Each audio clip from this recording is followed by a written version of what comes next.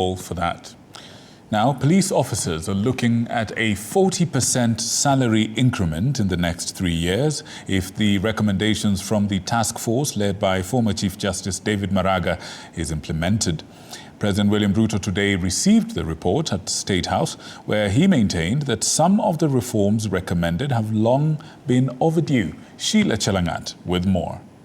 For 11 months, the David Maraga-led task force had embarked on the assignment from President William Ruto to look into the constraints affecting service delivery of the National Police Service, Kenya Police Service, and the National Youth Service. And Thursday afternoon, the President received their final report.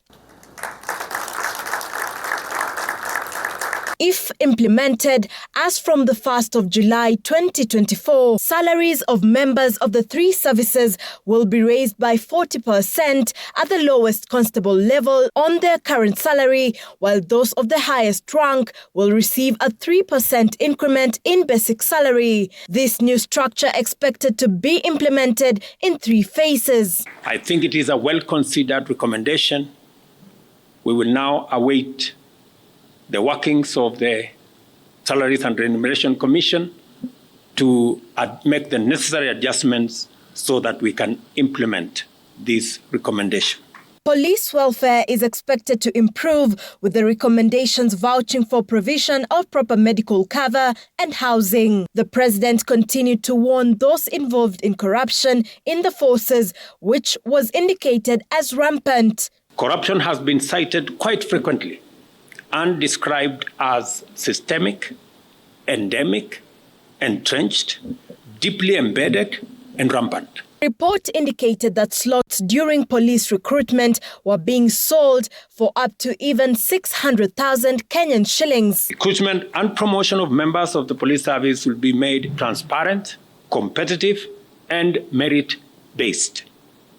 The entry qualifications for all services will be raised to align with the expected competencies of officers, but without losing sight of the imperative to implement affirmative action.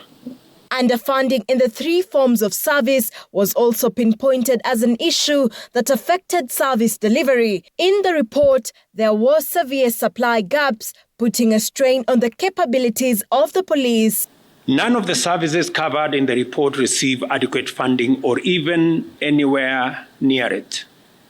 The inappropriate processes and structures involved in recruiting, supporting, deploying, and promoting officers render the entire sector vulnerable to inefficiency, low professional standards, operational ineptitude, ethical lapses, and malpractices, and general institutional decay. Meanwhile, no single police officer will be serving at a station for more than 3 years. The David Maraga task force, that consists of 20 members, was appointed by President William Ruto on the 21st of December 2022. Sheila Chalangat for TV 47.